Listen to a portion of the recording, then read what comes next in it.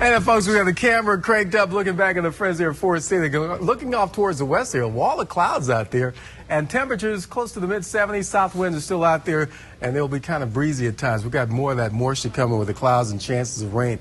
Take a look at the bigger picture. We got the showers and thunderstorms back through the plains here, pushing towards Missouri, down towards Oklahoma City, and some of that in the central Arkansas already. So that's what we got to deal with. The bigger batches off to the north and west around Joplin, Missouri, back to Wichita, and into places like Kansas City. That brings a slight risk for north of Dallas there around the Red River in the southern Oklahoma, back towards Kansas there in the Fayetteville, Arkansas. That risk moves more towards the east tomorrow and could encompass West Tennessee as well as central Arkansas tomorrow. We got the southerly winds out ahead with the moisture, and we got the upper level dynamics with that front. They'll start to move here by Saturday night. Clouds to our north, and we've been checking out a few showers there. This is as close as most of those showers have been to the north around the Boot Hill, Missouri there. Temperatures still low 70s. Brownsville down towards Collierville, mid-70s. Jackson, Bolivar. It's 73 around Tupelo, 72 in Oxford there. Here's what the sky is going to look like as we go forward during the course of the day. Those scattered rain chances out there all day. They fall apart a little bit tonight, but they come back again tomorrow afternoon during the day. But we're watching a strong line of showers and thunderstorms on Saturday, moving towards the Mississippi River, and could cross the river between 7 and midnight on Saturday and the Sunday morning with some stronger thunderstorms. 86 today, scattered showers and isolated thunderstorms of about 40% of the coverage area. Very scattered at best and isolated to go along with that. Tonight, will the showers kind of dry up a little bit. We'll have a hit and miss chance at some of those showers later tonight, low 72. Here's your Fox 13 AccuWeather 7-day forecast. 86 today. 88 tomorrow, a little bit warmer tomorrow, and looks like the rain chance is pretty strong for Saturday and the Sunday. You see the numbers drop to the mid-80s on Saturday, low to mid-80s on Sunday, and certainly low 80s for Monday. Most of the rain's out of here by Sunday morning, and then we start to clear it up Monday, Tuesday, and Wednesday. The numbers start to stair-step themselves back towards the mid to upper 80s. You know what that means, more heat and humidity in the forecast for you. Meanwhile, we got those scattered rain chances throughout the forecast throughout today. I believe we have some more road patrol traffic to talk about. Do we? We do indeed.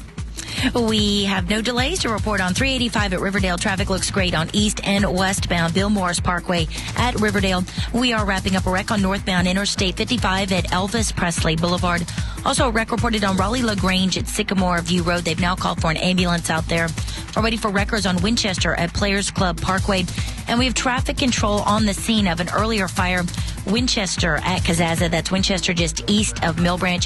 Traffic is blocked out there. Stick with Winbrook or Mill Branch as your alternates. That's your Fox 13 Road Patrol traffic. I'm Heather York. All right. Teachers in Memphis are frustrated, and they are taking it to a judge. The Memphis Education Association is seeking a temporary injunction to stop principals from getting rid of these senior teachers by the process they call accessing.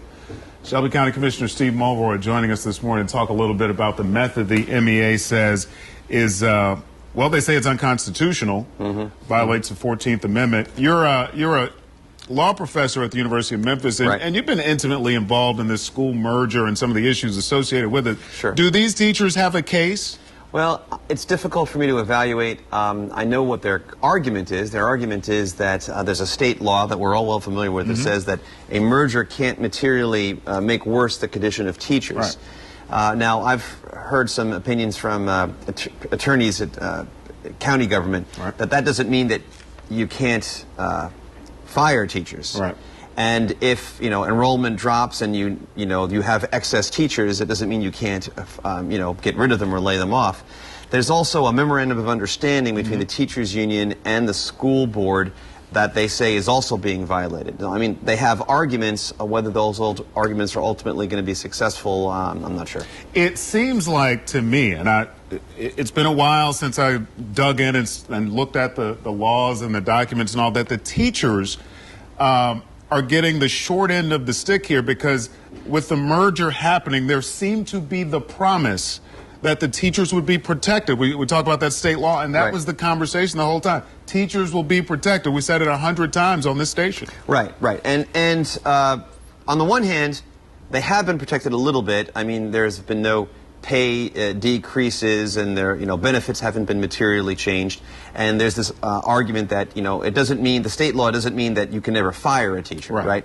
On the other hand, I do sympathize with them a little bit, Ernie. I think they do have some right to be frustrated because what they've done, the school board has increased their insurance premiums while keeping their pay flat. So they've had sort of a net decrease in that sense, and that's something that I'd like to address if we can. What do you, well, let's address this first. What do you make of this? Because some of the teachers, I was looking at the affidavits yesterday as they were coming in. Some of the teachers are making this claim, essentially. These principals are firing people not based on their teaching ability, but based on, I don't like this particular man or woman. That can't be the intention of the new rules under the Unified School Board. No, I don't think it is, and I suppose the other side would say that's not what's happening. Right, There'd be a factual dispute over that. But that's kind of where the memorandum of understanding between the union and the school board comes into play to deal with those individual grievances. You know, is it being done out of spite or is it being done out of merit?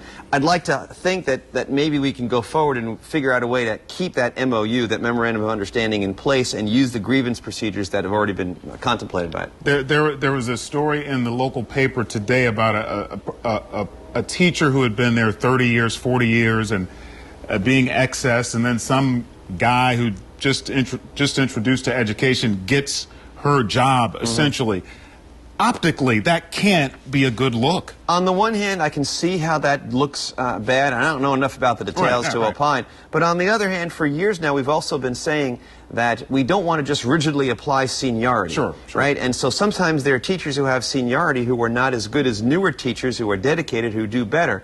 And if we are remaking our system to create a world-class unified system, maybe there does need to be a little flexibility to not rigidly go by seniority. So. Well, one of the things, though, you said you looked at the complaints. One of the people who filed an affidavit, a 40-year teacher, a level 5 teacher, we may have interviewed him on our news yesterday. How do you justify that person not being a teacher in this new system? And I think he was a special ed teacher. Yeah, I don't know. Maybe you can't justify it, Ernie. I'm not saying that necessarily the ME doesn't have a case at all. Especially, you noticed, you mentioned that he was a level 5 teacher. Right. Well, that's the merit-based selection system that the school board itself has signed on to. Right. So I'm going to be listening for the answer from the other side on that one. All right, it's a topic. It's obviously not going to go away. The merger is set to go into effect here in a couple of months, so we'll be hearing more about that. Steve Mulroy, thank you, Commissioner and University of Memphis law professor. Thanks for joining us. Thanks Still for to come me. here on the show this morning.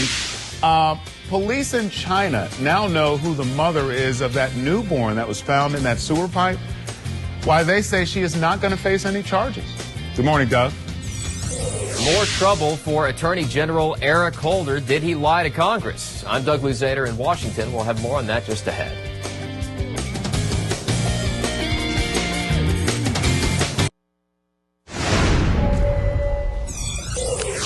Got an update on that baby in China. The mother whose baby was found in the sewer pipe will not be charged. Police say the newborn rescued from the pipe became trapped there because of an accident. Here's what happened. The woman secretly delivered the baby in a building on Saturday. She later claimed the infant accidentally slipped into the toilet. Firefighters and medics were called in after a tenant reported hearing the baby's cries in the public restroom. The mother did not initially come forward to claim the baby, but she was there for the entire 2-hour rescue.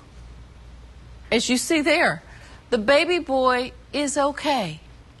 He's been released from the hospital. That's an amazing story of survival. A terrible tragedy, at a Costco. A worker from Costco is dead after she confronted 2 deputies with a knife and scissors inside that Virginia Costco store. The store's assistant manager say police were called after the woman who was serving some of that pizza they have there. She went on a tirade. She threatened other store workers, and when deputies arrived, they ordered her to drop the weapons, but she came at them. The woman continued to be disorderly, displayed a weapon, came at the deputies with a weapon. The deputies deployed a taser, which did not work, and then had to resort to firing a weapon. One of the deputies was shot in the leg as well. He's been treated and released from the hospital. Investigators trying to determine if one of the bullets fired by the deputies ricocheted and hit the lawman in the leg. Well, it may be the happiest place on earth, but that didn't stop one Florida father from taking a loaded gun to Disney's Animal Kingdom. This down in Florida, where Orange County deputies say the man made it through security with his weapon on Sunday, but it slipped out of his pocket while he was riding the bumpy dinosaur ride. A grandmother and her grandson found the loaded weapon in their seat. Naturally, they were horrified and turned it over to Disney security. The man reported his gun missing. He was escorted to his car and not allowed to return. You can't pack heat in Disneyland, folks, or Disney World. The doors are open again at some of those so-called no-tell motels near the airport. But for a couple, the no vacancy sign remains on. We'll tell you why the DA's office isn't letting them reopen just yet. Good morning, Scott. Good morning, Valerie, live in East Memphis, where a home directly behind me is completely destroyed, but the family who is inside, safe and sound. Coming up after the break, I'll explain what happened. Stay with us.